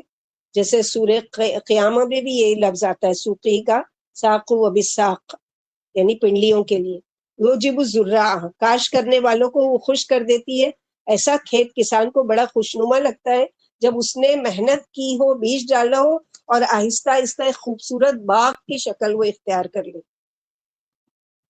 وعد اللہ الذین آمنوا وعملوا الصالحات منہم مغفرۃ واجر عظیما، وعدہ کیا اللہ نے ان لوگوں سے جو ایمان لائے اور جنہوں نے نیک عمل کیے، مغفرت کا اور بڑے اجر کا. یعنی بعد میں بھی جو لوگ ایمان لا کر نیک عمل کریں گے تو ان سے بھی اللہ کا یہی وعدہ ہے. محمد الرسول اللہ، ابن کثیر کہتے ہیں کہ محمد الرسول اللہ کہنے کے بعد اور کسی تعریف کی اللہ تعالیٰ نے ضرورت ہی نہیں سمجھی. کیوں آیا ہے یہ محمد الرسول اللہ؟ یہاں پر یہ لانے کا کیا مطلب تھا؟ قرآن میں غور و تدبر. اس سے پہلے جو حدیبیہ کے وقت جب لکھوایا جا رہا تھا تو منع کیا تھا. اب یہ جو ثابت ہو گیا کہ ایک جواب ہے یہ ہمیشہ کے لیے کہ آپ لوگ کچھ بھی تم مانو. ہاں، تم مانتے ہو تو تم مانو، تم نہیں مانتے تم نہیں مانو، لیکن یہ اللہ کے رسول ہیں. محمد الرسول اللہ کی طرف سے تو وہ چیخ اٹھے کہ ہم تو رسول کو مانتے ہی نہیں، اگر ہم مانتے تو پھر یہ جھگڑا ہی ہمارا ختم ہو جاتا. تو یہاں پر اللہ تعالیٰ گواہی دے، تم مانو یا نہ مانو، اللہ تعالیٰ گواہی دے رہے ہیں کہ محمد صلی اللہ علیہ وسلم اللہ کے رسول ہیں. حالانکہ نبی صلی اللہ علیہ وسلم کے اور بھی نام تھے، آپ کو حاشر بھی کہا گیا ہے، آپ کو مبشر بھی کہا گیا ہے، آپ کو داعی اللہ بھی کہا گیا ہے، نذیر بھی کہا گیا ہے، سراجم منیرہ بھی کہا گیا ہے، شاہدن ماہی کہا گیا ہے، شرک کو مٹانے والے. تو یہاں پر محمد الرسول اللہ کے وہ چیز کا جواب دیا اللہ نے جس کا ان لوگوں نے اعتراض کیا تھا کہ محمد بن عبداللہ بن عبد المطلب لکھو، ہم نہیں مانتے محمد الرسول اللہ، والذین معہ صحابہ کرام، اور وہ سب بھی جنہوں نے آپ صلی اللہ علیہ وسلم کی پیروی کی اور کرتے رہیں گے۔ تو رسول اللہ صلی اللہ علیہ وسلم کی صحبت میں صحابہ کرام تو گویا پتھر سے ہیرا بنا دیا تھا آپ صلی اللہ علیہ وسلم کی صحبت میں۔ آپ صلی اللہ علیہ وسلم کے بعد بھی اگر کوئی صحابی ایک بھی ہوتا تو وہ اس جنگ کو فتح کی ضمانت سمجھتے تھے، جیسے کہ ابو سعید خدری سے روایت ہے کہ آپ صلی اللہ علیہ وسلم نے فرمایا تم میں ایک زمانہ ایسا آئے گا کہ لوگوں کے ساتھ جنگ کریں گے، تو ان میں سے کوئی کہے گا کہ کیا تم میں کوئی ایسا شخص بھی ہے جو رسول اللہ صلی اللہ علیہ وسلم کی صحبت میں رہا ہو؟ وہ کہاں ہے؟ کہ وہ کہیں گے کہ ہاں ہے ہم میں، تو انہیں فتح کی جائے گی۔ پھر ایک زمانہ آئے گا کہ تابعی تبا تابعین اور ان کے لیے بھی۔ بقائی کہتے ہیں کہ والذین معہ میں تمام مسلمان بھی شامل ہیں جنہوں نے احسان اور نیکی کے ساتھ آپ صلی اللہ علیہ وسلم کی اتباع کرنے کی وجہ سے آپ صلی اللہ علیہ وسلم کا ساتھ اس معنی میں بھی دیا۔ ایک ہے معیت خاص جو صحابہ کرام کو ملی، اور ایک ہے معیت عام جس نے بھی آپ صلی اللہ علیہ وسلم کا ساتھ جس وقت یا جس دور میں بھی دیا۔ تراہم رکان سجدوں، لوگوں کے تعلق کے ساتھ اللہ کے ساتھ تعلق، عبادت کی یعنی عبادت گزار، کثرت سے رکوع اور سجدہ کرنے والے۔ نبی صلی اللہ علیہ وسلم نے فرمایا بندہ اپنے رب کے قریب سب سے زیادہ اس وقت ہوتا ہے جب وہ سجدے میں ہوتا ہے، تو تم بہت زیادہ سجدے میں دعا کیا کرو۔ یعنی مسجدوں سے ان کو محبت ہوتی ہے، دل مسجد میں ان کا اٹکا ہوا ہوتا ہے، اور یہ سب کر کے اللہ کا فضل اور اس کی رضا چاہتے ہیں۔ اللہ تعالیٰ نے ان کے اخلاص کی گواہی دی۔ سیماہم، ان نمازوں کا ان کی زندگی اور شخصیت پر بھی اثر نظر آتا ہے۔ یہ نہیں کہ چہرے پر جیسے کوئی گٹا پڑ گیا ہے، پھر اس کی عادت اور اخلاق دیکھا جائے گا کہ اگر کسی کا اگر یہ اس طرح کا نظر آ رہا ہے تو دیکھا جائے گا کہ وہ عادت اور اطوار میں بھی ویسا ہی ہے، دین والا ہے، کہ خالی بس اس کے کثرت سے سجدہ، یا کیونکہ چٹائیوں پر جب وہ کرتے تو عام طور پر بھی کوئی بھی اسکن ایسی ہوتی ہے جو وہ ہوتی ہے اور اس کی وجہ سے نشان پڑ جاتے ہیں، تو ہر ایک کے لیے یہ معنی نہیں ہے، ان کے چہروں سے، ان کی عادات سے، ان کے اخلاق سے آپ پہچانو گے، کیونکہ سجود کیا ہے؟ عاجزی کی علامت ہے۔ اور اشداء علی الکفار، کفار پر شدید اور آپس میں رحم دل، مہربان۔ اس کا مطلب یہ نہیں کہ جہاں سختی کا حکم ہوتا ہے وہاں کوئی کمپرومائز نہیں کرتے، یعنی اگر قریبی رشتہ دار بھی ہے اور وہ کفر پر ہے تو ان کے ساتھ بھی وہ نہیں کرتے۔ اور وہ کفار جنہوں نے تم پر ظلم کیا، تمہیں گھروں سے نکالا، ان کے لیے یہ ہے۔ ہر کفار کے بارے میں نہیں کہا جا رہا ہے کہ کافروں کو جہاں پاؤ قتل کرو، یہی دماغ میں ڈالا گیا نا کہ کافروں کے بارے میں قرآن ایسی نفرتیں پھیلا رہا ہے اور یہ ساری چیزیں، تو ایسا نہیں ہے، بلکہ جو تم سے لڑنے کے لیے آ رہے، جو تم کو نقصان پہنچاتے ہیں، جو تم کو تکلیف پہنچاتے ہیں، یہاں ان کے بارے میں کہا جا رہا ہے۔ یعنی نبی صلی اللہ علیہ وسلم بلا شبہ اللہ کے پیغمبر اور سچے رسول ہیں۔ وصف رسالت، صحابہ کرام کی صفات ہم لوگ پڑھ چکے، قرآن کی بہت ساری آیتیں ہیں جس میں اللہ سبحانہ و تعالیٰ نے ان کی لیے گواہی دی ہے، بہت ساری آیتیں ہیں، لیکن ہم حدیث پڑھیں گے کیونکہ آیتیں بہت ساری ہیں، ہم لوگ اس وقت کوٹ نہیں کر سکتے، لہٰذا ہم حدیث میں دیکھیں گے کہ آپ صلی اللہ علیہ وسلم کا ارشاد ہے، اس ذات کی قسم جس کے ہاتھ میں میری جان ہے، اگر تم میں سے کوئی شخص احد پہاڑ کے برابر بھی سونا خرچ کرے تو میرے صحابہ کرام کے ایک مد یعنی قریباً 500 گرام یا نصف مد جو کے برابر بھی نہیں ہو سکتا۔ آپ صلی اللہ علیہ وسلم نے فرمایا میرے زمانے کے لوگ یعنی صحابہ کرام سب سے افضل ہیں۔ آپ صلی اللہ علیہ وسلم کا ارشاد مبارک ہے تمام مہاجرین صحابہ کرام فرشتوں سے بھی افضل ہیں۔ آپ صلی اللہ علیہ وسلم نے فرمایا قیامت کے روز مہاجرین صحابہ کرام سونے کے منبر پر جلوہ افروز ہوں گے۔ ارشاد مبارک ہے انصار میرے قلب و جگر ہیں، ان پر جو میرا حق تھا وہ انہوں نے ادا کر دیا، اب ان کا حق یعنی جنت مجھ پر باقی ہے۔ انصار کے حق میں آپ صلی اللہ علیہ وسلم دعا فرمائی یا اللہ انصار کو بخش دیجئے، ان کے اولادوں کو بخش دیجئے، ان کے اولادوں کی اولادوں کو بھی بخش دیجئے، ان کے عورتوں کو بھی بخش دیجئے۔ عشرہ مبشرہ میں سے حضرت سعید بن زید فرماتے ہیں اللہ کی قسم کسی صحابی کا ایک غزوے میں شریک ہونا غیر صحابی کی ساری زندگی کے اعمال سے افضل ہے، خواہ اسے نوح علیہ السلام کی عمر مل جائے، یعنی اگر 950 سال کی بھی عمر مل جائے اور وہ نیک عمل کرتا رہے تو اس عمل کے برابر نہیں ہو سکتا جو کسی صحابی نے ایک غزوے میں آپ صلی اللہ علیہ وسلم کا ساتھ دیا۔ حضرت عبداللہ بن عمر رضی اللہ عنہ فرماتے ہیں کسی صحابی کی رسول اللہ صلی اللہ علیہ وسلم کے ساتھ گھڑی بھر کی رفاقت غیر صحابی کی ساری زندگی کے نیک اعمال سے افضل ہے۔ حضرت عبداللہ بن مسعود فرماتے اللہ تعالیٰ نے رسول اللہ صلی اللہ علیہ وسلم کے بعد اپنی ساری مخلوق کے دلوں کو جانچا تو صحابہ کے دلوں کو ساری مخلوق کے دلوں سے بہتر پایا اور انہیں اپنے نبی کا مددگار بنایا اور وہ اللہ کے دین کی خاطر لڑے۔ یہ صحابہ کرام کی ہے اور ہم لوگ 2 سیریز پڑھ چکے ہیں ٹوٹل تمام صحابہ کرام کے بارے میں، لیکن وہی چیز ہے نا کہ یاد رکھنا مشکل ہوتا ہے، ایک پڑھتے ہیں گزر جاتے ہیں، آگے بڑھتے ہیں دوسری چیز آتی ہے اور اس کو بھول جاتے ہیں۔ تو بہتر یہ ہے کہ آپ لوگ سیرت صحابہ اور سیرت صحابیات کی بکس منگوائیں اور اس کو پڑھیں تاکہ ہمارے ایمان میں تازگی ہو کہ ایک ایک صحابی یعنی کیسے تھے وہ، کہ آپ صلی اللہ علیہ وسلم نے فرمایا کہ محبت و پیار میں ایمان والوں کی مثال ایک جسم کی سی ہے، جب جسم کا کوئی عضو معاف ہو جاتا ہے تو سارا جسم بے قرار، یعنی اس کو اگر کسی کو ایک کو تکلیف پہنچے تو سارا جسم اس کا درد محسوس کرتا ہے، کبھی بخار چڑھاتا ہے اور کبھی نیند نہیں آتی ہے، یعنی پورا جسم محسوس کر رہا ہے اس تکلیف کو۔ مومن کے لیے عمارت کی اینٹوں کی طرح ہے کہ ایک دوسرے سے تقویت پہنچتی ہے، پھر آپ نے انگلیوں میں انگلیاں ڈال کر اس طرح سے مضبوط کر کے بتایا۔ پھر فرمایا کہ تم انہیں رکوع اور سجدہ کرتے ہوئے ہی دیکھو گے، یعنی کثرت عمل خصوصاً نماز مومن کی امتیازی صفت ہے، یعنی کوئی ایمان والا ایسا ہو ہی نہیں سکتا کہ وہ نماز نہ پڑھے۔ نماز تمام عملوں میں چوٹی کا عمل ہے۔ پھر مومن کی شان اخلاص ہے کہ وہ محض اللہ کو راضی کرنے کے لیے اس سے ثواب کی امید کرتا ہوا عمل کرتا ہے۔ اللہ اسے جلیل الشان ثواب یعنی جنت اپنے فضل و کرم سے عطا فرماتے ہیں جہاں روزیوں کی فراوانی ہے اور جو اللہ کی رضامندی کی دلیل ہے۔ رب کی رضا تمام نعمتوں سے بڑھ چڑھ کر اور بہت بڑی چیز ہے، جیسے کہ سورہ توبہ آیت نمبر 72 میں اللہ تعالیٰ نے فرمایا وَرِضْوَانٌ مِّنَ اللَّهِ اکبر، یعنی تمام جنت کا وعدہ اور دوسری تمام نعمتوں کا وعدہ تو ٹھیک ہے، لیکن سب سے بڑی اللہ کی رضامندی بڑی چیز ہے۔ پھر فرمایا ان کی علامت سجدوں کے اثر سے ان کے چہروں سے نمایاں ہے، یعنی وہ اچھے اخلاق والے اور خشوع و خضوع اور تواضع والے ہیں۔ صحابہ کرام کی نیتوں میں خلوص، عملوں میں احسان تھا۔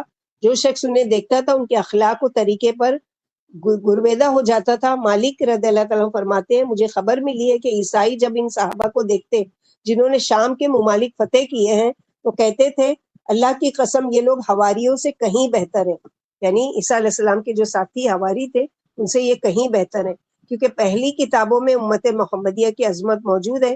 ان کا بیان صداقت پر مبنی ہے کیونکہ پہلی کتابوں میں امت محمدیہ کی عظمت پائی جاتی ہے اور امت محمدیہ میں اعظم و افضل صحابہ کرام ہیں۔ ان کا بیان خاص طور سے اللہ نے پہلی کتابوں میں کیا ہے۔ نیز مشہور واقعات میں بھی ان کا تذکرہ ہے، اسی وجہ سے اللہ نے یہاں فرمایا کہ ان کا یہی وصف تورات اور انجیل میں ہے۔ پھر فرمایا یہ کھیتی کی طرح ہے، مثلا گیہوں کا دانہ جب پیدا ہوتا ہے تو صرف ایک ہوتا ہے، پھر وہ جب کومپل نکلتی ہے اور وہ آہستہ آہستہ جس سے وہ درخت مضبوط ہوتا ہے، پھر وہ دن بدن فربا اور تناور ہوتا جاتا ہے، پھر آخر کار اپنے بل پر کھڑا ہو جاتا ہے جس کو دیکھ کر مالک باغ باغ ہو جاتا ہے۔ اسی طرح صحابہ کرام ہے کہ سب نے مل کر آپ صلی اللہ علیہ وسلم کو تقویت پہنچائی، آپ کی تائید کی، آپ کو زور آور بنایا۔ صحابہ آپ کے ساتھ کومپل کی طرح ہیں تاکہ صحابہ کو دیکھ کر کافر جل بھن کر یعنی ان کے دل یعنی ان کے دل میں جلن و حسد پیدا ہو کہ یہ کیسے صحابہ کرام ہیں۔ پھر فرمایا جیسے کہ ابو سفیان جو ابھی مسلمان نہیں ہوئے تھے، جب حبشہ کے بادشاہ نجاشی کے پاس جاتے ہیں تو آپ صلی اللہ علیہ وسلم کے بارے میں جب وہ بادشاہ پوچھتے ہیں کہ کیسا پایا تم نے وہ نبی کو اور ان کے ساتھیوں کو، تو ابو سفیان جو کہ ابھی مسلمان نہیں ہوئے لیکن سچی گواہی دیتے ہیں کہ ہم نے تو دیکھا کہ ان کے ساتھ جو صحابی جو ان کے ساتھی ہوتے ہیں وہ اتنا ان کے اوپر جان چھڑکتے ہیں، اتنا ان سے محبت کرتے ہیں کہ ان کے وضو کا پانی بھی زمین پر نہیں گرنے دیتے، یعنی وہ بھی جپٹ لیتے ہیں، وہ بھی اپنے اوپر ڈال لیتے ہیں، اس کو بھی مبارک سمجھتے ہیں۔ پھر فرمایا کہ اللہ نے ایمان والوں کو اور نیک عمل والوں سے ان کے گناہ معاف کرنے کا بے انتہا ثواب کا اور عزت والی روزی کا وعدہ فرمایا ہے، اور اللہ کا وعدہ بالکل سچا اور برحق ہے جس کے نہ خلاف ہو سکتا ہے اور نہ ہی اس میں تغیر و تبدیل ہوتی ہے۔ جو صحابہ کے نقش قدم پر چلا اور ان جیسی راہ اختیار کی وہ انہی کے حکم میں ہے، لیکن فضیلت اور فوقیت انہی کو ہے جو مقام اور کمال انہوں نے پیدا کر لیا تھا، اس تک کوئی نہیں پہنچ سکتا۔ اللہ ان سے راضی رہے، انہیں خوش فرمائے اور ان کا ٹھکانہ جنت الفردوس میں بنائے، آمین یا ارحم الراحمین۔ نبی صلی اللہ علیہ وسلم نے فرمایا میرے صحابہ کو برا نہ کہو، اس کی قسم جس کے ہاتھ میں میری جان ہے، اگر کوئی احد پہاڑ جیسا سونا بھی خیرات کر دے تو کسی صحابی کے ایک مد کے ثواب تک نہیں پا سکتا، بلکہ آدھے مد کا بھی ثواب نہیں پا سکتا۔ اور یہ چیز پڑھ کر ہم لوگوں کو شوق نہیں ہوتا کہ کاش کہ ہم نے نبی صلی اللہ علیہ وسلم کا زمانہ پایا ہوتا، یا آپ صلی اللہ علیہ وسلم کا ساتھ ہم کو نصیب ہوتا، یا ہم نے اپنی آنکھوں سے آپ صلی اللہ علیہ وسلم کو دیکھا ہوتا۔ ایسا شوق نہیں پیدا ہوتا ہے؟ آپا ہوتا ہے۔ ایسا سنو تو لگتا ہے تو ایسا۔ دنیا میں تو ہماری یہ فطرت نہیں پوری ہوئی نا، کیونکہ ہم بعد میں آئے، لیکن دعا کر سکتے ہیں کہ اللہم انی اسألک ایمان لا یرتد و نعیم لا ینفد و مرافقت محمد صلی اللہ علیہ وسلم فی الجنت الخلد۔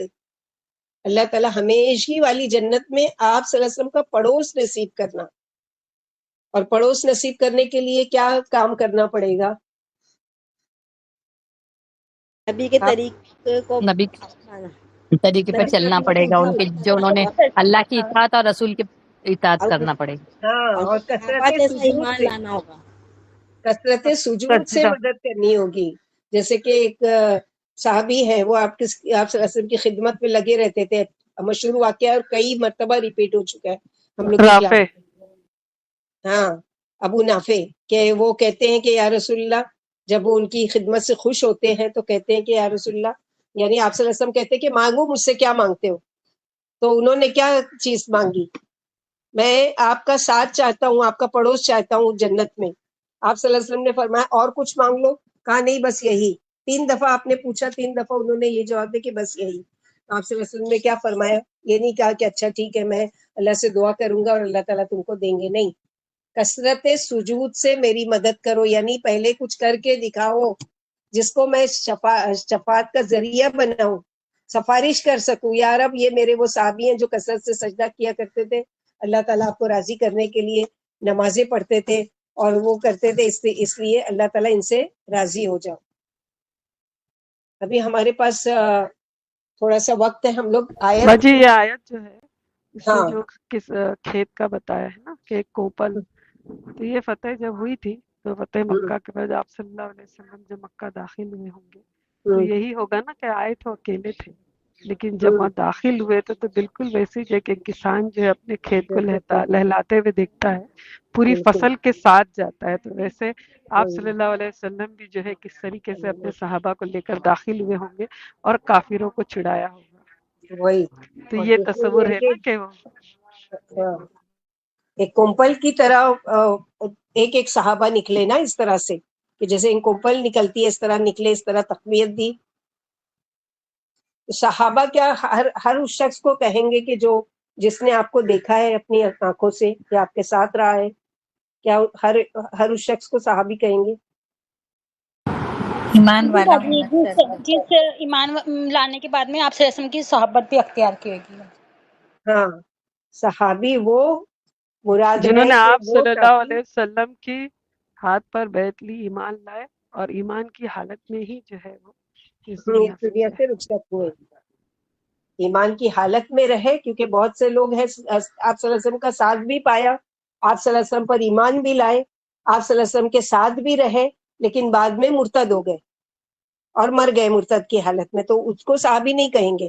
یا پھر یہ کہ ابو لہب نے بھی آپ کو دیکھا تھا، ابو جہل نے بھی آپ کو گود میں کھلایا تھا، اور عبد المطلب بھی دادا تھے، بہت چاہتے تھے، ابو طالب تھے، تو ان کو یہ سب نے تو ساتھ پایا نا اللہ کے نبی صلی اللہ علیہ وسلم کا، تو کیا ان کو صحابی کہیں گے؟ نہیں کہہ سکتے۔ کیوں؟ اس لیے کہ ایمان نہیں لائے تھے. تو صحابی کی جو اصطلاح میں یعنی جو ڈکشنری میں معنی ہے لغت میں، تو معنی وہ ہے کہ صحابی کا مطلب دوست یا ساتھی، اس کی جمع صحابہ ہے. صحابہ کا مطلب بھی دوست یا ساتھی ہے، لیکن اس کی جمع اصحاب ہے. شرعی اصطلاح میں صحابی سے مراد اور رسول اکرم صلی اللہ علیہ وسلم کا وہ ساتھی جو آپ پر ایمان لایا، آپ کی زیارت کی اور ایمان کی حالت میں دنیا سے رخصت ہوئے. صحابی کا لفظ جو ہے نبی صلی اللہ علیہ وسلم کے ساتھیوں کے لیے خاص ہے، لہٰذا اب یہ لفظ کسی دوسرا کوئی شخص اپنے ساتھیوں کے لیے نہیں استعمال کر سکتا. یعنی مثلا دوستوں کا ایک گروپ ہے تو یہ میرے سارے صحابہ ہیں، نہیں کہہ سکتے. وہ خاص لوگ تھے کہ جن کے لیے لقب اللہ تعالیٰ نے استعمال کیا، اور وہ اللہ کے نبی صلی اللہ علیہ وسلم کے ساتھی تھے، خاص ان کے لیے یہ لقب ہے صحابہ کا. صرف سورہ لکھ لو اور نمبر لکھ لو سورہ کا کہ کون کون سی وہ آیتیں ہیں جس میں اللہ سبحانہ و تعالیٰ نے صحابہ کرام کا ذکر کیا ہے. تو سب سے پہلی سورہ انفال آیت نمبر 74. اور جو لوگ ایمان لائے، ہجرت کی، اللہ کی راہ میں جہاد کیا، اور جنہوں نے مہاجرین کو جگہ دی اور ان کی مدد فرمائی، یہی لوگ سچے مومن ہیں، ان کے لیے بخشش ہے، عزت کا رزق ہے. سورہ انفال آیت نمبر 74. دوسری آیت ہے سورہ حشر آیت نمبر 8. یہ مال ان مہاجرین کے لیے جو اپنے گھروں اور مالوں سے نکالے گئے، وہ اللہ کا فضل اور اس کی رضا چاہتے ہیں، وہ اللہ اور اس کے رسول کی مدد کرتے ہیں، یہی لوگ ایمان میں سچے ہیں. یہ ساری آیتیں صحابہ کرام کے بارے میں نازل ہوئی. دوسری بولیے بھائی. دوسری سورہ حشر آیت نمبر 8. تیسری سورہ فتح آیت نمبر 18 جو ابھی ہم لوگوں نے پڑھی. بلا شبہ اللہ ان پر ان ایمان والوں سے راضی ہو گئے جنہوں نے درخت کے نیچے آپ کے ہاتھ پر بیعت کی، اللہ نے جان لیا، جو آیت ہم لوگوں نے ڈیٹیل سے ابھی پڑھی، سورہ فتح کی آیت نمبر 18. چوتھی ہے سورہ توبہ آیت نمبر 88-89. لیکن رسول صلی اللہ علیہ وسلم اور جو لوگ اس پر ایمان لائے، اپنے مالوں اور جانوں سے جہاد کیا، انہی کے لیے بھلائی ہے اور وہی فلاح پانے والے ہیں. اللہ نے ان کے لیے ایسے باغات تیار کیے ہیں جن کے نیچے نہریں جاری ہیں اور اس میں ہمیشہ رہیں گے. یہ بڑی کامیابی ہے. پانچویں ہے سورہ آل عمران آیت نمبر 195. بس وہ لوگ جنہوں نے ہجرت کی اور اپنے گھروں سے نکالے گئے، پھر میری راہ میں ستائے گئے، پھر قتال کیا اور شہید کیے گئے، میں ان کے گناہ ضرور مٹاؤں گا اور انہیں ضرور ایسے باغات میں داخل کروں گا جس کے نیچے نہریں بہ رہی ہیں. یہ ان کے لیے ثواب ہے اللہ کی طرف سے، اور اللہ کے پاس تو بہترین ثواب ہے. ایسی بہت ساری دوسری آیت بھی ہے جن میں مہاجر اور انصار کا نام لے کر اللہ تعالیٰ نے ان سے مغفرت اور جنت کا وعدہ کیا ہے. اور ایسی آیت سے تو قرآن مجید بھرا پڑا ہے جن میں اہل ایمان کو مخاطب کر کے مغفرت اور جنت کا وعدہ کیا ہے. اور ان سے مراد صحابہ کرام ہی ہیں، کیونکہ سب سے پہلے ایمان لانے والے تو وہی خوش نصیب لوگ تھے. جیسے کہ سورہ بروج آیت نمبر 11 میں اللہ تعالیٰ نے فرمایا ان الذین آمنوا وعملوا الصالحات لهم جنات تجری من تحتها الانہار ذلک الفوز الکبیر. سورہ کہف آیت نمبر 107 ان الذین آمنوا وعملوا الصالحات کانت لهم جنات الفردوس نزلا. تو قرآن بھی کہف کی آیت کون سی ہے؟ کون سی؟ سورہ کہف آیت نمبر سورہ کہف آیت نمبر 107. تو قرآن سے بھی ثبوت ملتا ہے صحابہ کرام کے عظمت کا. آپ صلی اللہ علیہ وسلم کے اس میں اسی لیے کہا نا کہ کوئی صحابی، کوئی بھی شخص میرے صحابہ کو گالی نہ دے. یعنی صحابہ کرام کی جو فضیلت ہے اس کے مقابلے میں اللہ سبحانہ و تعالیٰ یعنی اللہ کے رسول صلی اللہ علیہ وسلم نے فرمایا. اور آج جو شیعہ فرقہ ہے کھلم کھلا ابو بکر و عمر اور عائشہ رضی اللہ تعالیٰ عنہ کو نعوذ باللہ پتہ نہیں کیسے کیسے الفاظ سے، تو کیا ان کو مسلمان کہا جائے گا؟ حالانکہ یہ قرآن بھی پڑھتے ہیں، اپنے طریقے سے نماز بھی پڑھتے ہیں، اپنی طریقے سے سارے کام کرتے ہیں، لیکن اس کے باوجود بھی ان کو مسلمان، کیونکہ جو اللہ کے رسول کے ساتھیوں سے بغض رکھے، دراصل اس نے اللہ کے رسول سے بغض رکھا، اور جو اللہ کے رسول سے بغض رکھے وہ دراصل کیا ہے؟ اللہ سبحانہ و تعالیٰ سے بغض اور وہ حسد اور وہ رکھتا ہے. یہ ساری چیزیں یہ جو اس نے کہا تھا نا تنویر نے شاید کہ وہ جو گروپ بنا تھا ابو جندل کے بعد ابو بصیر والا، وہ جو گروپ بنا تھا وہاں یہ ہو گیا تھا کہ وہ لوگ جو مکہ سے مدینہ ہجرت کر کے آتے تھے اور ان کو واپس بھیجا جاتا تھا تو واپس مکہ نہیں جاتے تھے، تو ایک بہت بڑا مضبوط جو ہے نا گروہ بنا تھا، یہ چھاپا مارتے تھے اور اس کی وجہ سے اسلام کو بہت تقویت ملی تھی۔ تاریخ اسلام میں اس کا بہت ذکر ہے، ان کو کم نہیں سمجھا جاتا ہے باجی۔ یہ ان کی وجہ سے صلح حدیبیہ جو ہے وہ منسوخ ہو گئی، مطلب اس کو ان لوگوں نے خود مجبور ہو گئے تھے، تو یہ گروپ نے بہت مجبور کیا تھا۔ خالد بن ولید کے بارے میں جو کتاب ہے نا اور تلوار ٹوٹ گئی ایسا، تو وہ کتاب پڑھی تھی، اس کے اندر تو بہت اہمیت ہے اس گروپ کی کہ آگے جا کر خالد بن ولید سے یہ گروپ ملا تھا اور یہ جو ہے جنگ میں بہت معرکہ جو ہے کرتے تھے۔ یہ گروپ ایسا نہیں ہے کہ یہ لوگ جو ہے گمنامی میں چلے گئے، ایسا نہیں ہے، اس کا بہت ذکر ہے تاریخ میں جب بھی پڑھا جائے گا تو اتنی ہاں بڑی۔ تو خالد بن ولید کے بارے میں جو 2 کتاب ہے اس میں بھی میں نے پڑھا تھا، تاریخ اسلام میں بھی پڑھا تھا کہ یہ گروہ جو ہے اس میں وہ لوگ شامل تھے جو مکہ کے سے جا رہے تھے، تو وہ طاقتور لوگ تھے جو ہجرت کر کے جا رہے تھے اور پھر بہادری سے ایک الگ گروپ بنائے تھے۔ سبحان اللہ، رضی اللہ عنہم ورضوا عنہ ذلک لمن خشی ربہ۔ سورہ بینہ میں بھی اللہ نے تعریف کی ہے نا کہ اللہ ان سے راضی ہو گیا اور وہ اللہ سے راضی ہو گئے، اور کیسے کیسے، یعنی اگر ہم تصور کی آنکھ سے دیکھیں تو ان صحابہ کرام کے لیے اللہ سبحانہ وتعالیٰ نے کیا کچھ، کیونکہ زیادہ تر صحابہ کرام، بہت کم ایسے ہیں جو ملتے ہیں کہ جن کو طبعی موت آئی، زیادہ تر شہادت کی موت، عثمان رضی اللہ تعالیٰ عنہ، عمر رضی اللہ تعالیٰ عنہ جنگ میں نہیں لیکن شہادت کی موت پائی اسلام کے راستے میں۔ ابو بکر صدیق اپنی طبعی موت ہوتی ہے، آپ صلی اللہ علیہ وسلم کی قدرتی وفات پاتے ہیں، لیکن اس کے علاوہ زیادہ تر صحابہ کرام کی دیکھو کہ شہادت جنگوں میں، اور بڑے شوق سے جنگ میں شریک ہوتے تھے۔ اس شوق کو لے کر کے ہم شہادت کی نیت سے آئے ہیں، اللہ تعالیٰ ان کی نیتوں پر ان کو اجر بھی دیتے تھے۔ اللہ سے دعا ہے کہ اللہ سبحانہ وتعالیٰ ہم لوگوں کو بھی ان کا ساتھ نصیب کرے، آپ صلی اللہ علیہ وسلم کے ساتھ ان لوگوں کو بھی ہم لوگوں کو دیکھنے کی تمنا ہے کہ ان سب کو بھی ہم اپنی نظروں سے دیکھیں اور اس حال میں دیکھیں کہ یہ سب بھی ہم سے خوش اور راضی ہو اور ہمارا رب ہم سے راضی ہو۔ سب سے بڑی چیز ہے کہ رضوان بجی اللہ ایک اور بات بول رہی تھی، یہ جو آج کل کے جو نیو جنریشن کے بارے میں ہوتا ہے نا کہ اگر آپ جہاد کر رہے ہو تو اس کا مطلب صرف شہادت ہے، ایسا نہیں ہے۔ ایک ہی جملہ جو ہے نا میں نے پڑھا کہ خالد بن ولید کا ہے کہ اگر کوئی یہ سمجھتا ہے کہ جہاد کرنا یا فی سبیل اللہ، اللہ کی راہ میں جہاد کر رہے ہو تو صرف تم شہید ہو گئے، ایسا نہیں ہے۔ اگر شہید ہونا ہوتا تو خالد کو جو ہے موت بستر مرگ پر نہیں آتی۔ یہ ان کا بہت اچھا جملہ ہے جو آج کی نیو جنریشن کے اوپر ہے کہ آپ یہ نہ سمجھے، ایک مائیں بھی اگر بولیں گی کہ میں اپنے بچے کو نہیں بھیج سکتی جہاد کے لیے، وہ یہ نہ سمجھے کہ بچہ صرف شہید ہونا چاہ رہا۔ ہم لوگ جو یہ آیت پڑھ چکے تھے یدرککم الموت ولو کنتم بروج مشیدہ، اس میں یہی ہے کہ کوئی یہ نہیں سمجھے اس دن بولنا تھا باجی لیکن میں بزی تھی اس لیے بول نہیں پائی۔